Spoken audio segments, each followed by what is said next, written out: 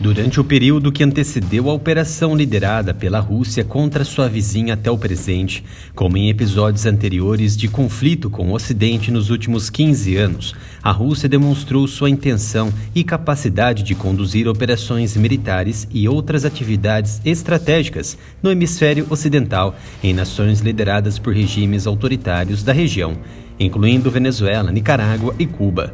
A situação na Nicarágua só piorou desde a crise de abril de 2018, quando as maiores manifestações da história recente do país levaram uma violência política significativa perpetrada por policiais e paramilitares a mando do poder executivo, levando a centenas de pessoas ceifadas, feridas e detidas.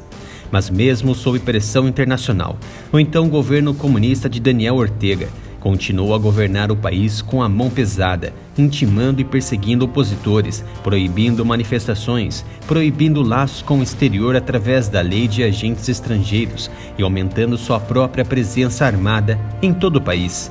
O governo intensificou sua repressão à sociedade civil e à imprensa livre, revogando o registro legal de ONGs, fechando meios de comunicação, prendendo jornalistas e encerrando os mandatos de várias organizações internacionais de monitoramento de direitos humanos, tudo pela perpetuação contínua da ideologia e do poder. Nos últimos 5 meses, a situação na Nicarágua degringolou, diversos relatos confirmados de detenções arbitrárias e, para fugir da crise, dezenas e milhares de nicaragüenses continuam a deixar o país em números sem precedentes de forma a abalar a estabilidade social e fronteiriça nas nações vizinhas, como Honduras e Costa Rica. A tal crise tem ramificações no passado, decorrente de escolhas erradas da sociedade. As eleições de 1996 deram a vitória a Arnaldo Alemán, do Partido Constitucional Liberal, com ampla maioria parlamentar.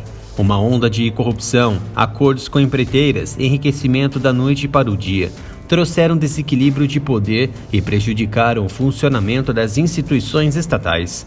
Após a saída de Alemán, o governo sucessório de Henrique Bolhanos iniciou uma campanha de caça aos corruptos e contra Alemán, porém não foi muito longe. O presidente anterior, com muitas acusações, ainda mantinha sua base parlamentar de poder e firmou acordos adicionais e compartilhamento de poder com o líder do partido sandinista, Ortega, com a ajuda de Cuba. Sendo o acordo mais famoso é o Pacto, em 2000, o que deixou o governo de mãos atadas e sem condições de processar os corruptos. Ouça bem, isso porque a supervisão e a prestação de contas do país caíram nas mãos de indivíduos ligados ao partido de Alemán e de Daniel Ortega, o atual presidente da Nicarágua. Como num passe de mágica e por motivos que sabemos muito bem e que se assemelha à atual situação do Brasil, o Judiciário e o CSE, o mesmo que o TSE do Brasil, adquiriram um evidente viés bipartidário, excluindo outras formações políticas. O pacto também teve fortes consequências no processo de escolha dos próximos presidentes. O sistema de escolha foi modificado e permitiu que apenas o primeiro partido obtivesse mais de 30% e com uma diferença de 5% com o segundo partido para ganhar o trono à presidência no primeiro turno. Essa reforma no processo de escolha ajudou o partido sandinista de Ortega a retornar ao poder em 2006. No entanto, não se restringiu a isso, como o partido venceu todas as concorrentes de forma manipulada e dominou toda a administração pública. A lógica bipartidária de controle se transformou em uma ordem hegemônica em favor de um único partido e poder, o presidente Ortega. Esse cenário está sendo reproduzido no Brasil neste momento, onde entidades de poderes constitucionais estão abrindo caminho ao indivíduo por meio da anulação e omissão de processos. Mas quem é Ortega e quais seus objetivos finais no país e sua relação com a Rússia? Ortega, de 76 anos, é um ex-guerrilheiro da Frente Sandinista de Libertação Nacional, de esquerda, que ajudou a derrubar o então autoritário Anastácio Somoza em 79, e foi presidente pela primeira vez em 85, até deixar o cargo em 90 após ser destituído, retornando ao poder por meio de manipulações em 2006, como já mencionado, ou seja, voltar à cena do crime. Esta derrubada só foi possível graças à aliança forte entre Ortega e a Rússia, desde seus dias na liderança da Revolução de 79. Em 2018, Ortega invadiu a sede do jornal Confidencial, liderado pelo jornalista Carlos Fernando Chamorro, considerado um dos críticos mais destacados.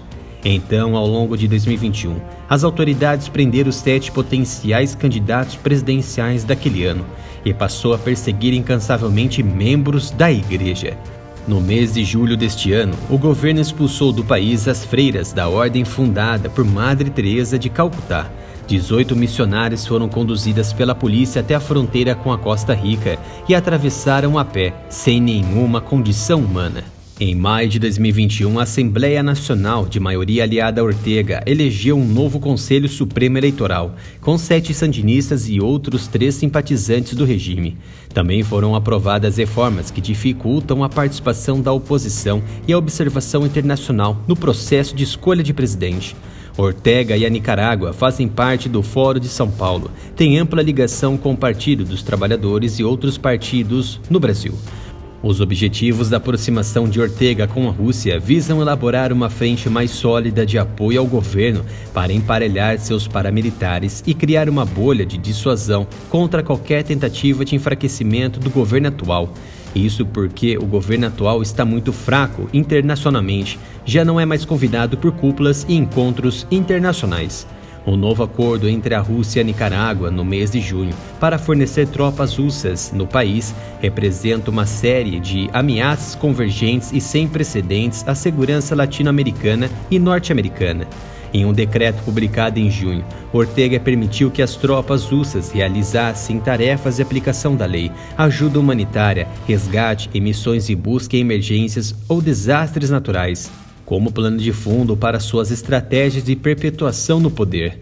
O governo nicaragüense também autorizou a presença de pequenos contingentes de tropas russas para troca de experiências e treinamento e deu sinal verde para a entrada de aviões e navios russos. Para a Rússia, se tratava apenas de um procedimento militar de rotina, já que os históricos e relações do tipo ocorrem anualmente, cerca de 2 por ano. Mas qual o efetivo russo? Quando a operação será concretizada? O regime de Ortega e seu elo forte no Congresso autorizaram de 180 a 230 soldados russos, aeronaves, navios e armas a operar em solo nicaragüense de julho a dezembro deste ano, sob o Decreto 10.022, para incluir apoio ao combate a ilícitos, comunicações militares, treinamento e outras operações. Essa autorização não era totalmente nova, mas sim uma renovação e ampliação da autorização de novembro do ano passado para as forças russas operarem no país. A Rússia já ofereceu e enviou equipamentos importantes ao país, como resposta à cooperação mútua entre governos oligarcas, incluindo blindados T-72, veículos blindados BMP-3 e BTR-80, carros blindados Tiger, helicópteros Mi-17, treinadores de caça Yak-130, aeronaves de transporte militar AN-26, bem como artilharia Azul-23, canhões antiaéreos, embarcações de patrulha MISA e outras embarcações. Para os Estados Unidos, a presença de tropas russas representa uma ameaça crível na América Latina e na América do Sul.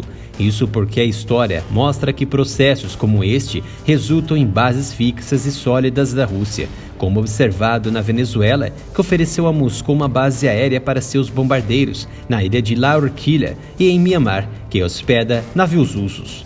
Gostou deste vídeo? Conto com a sua colaboração se inscrevendo no canal e ativando o sino de notificação para não perder nenhum vídeo do canal. E não se esqueça de seguir o canal também no Twitter e no Instagram, pela @AramitarOff.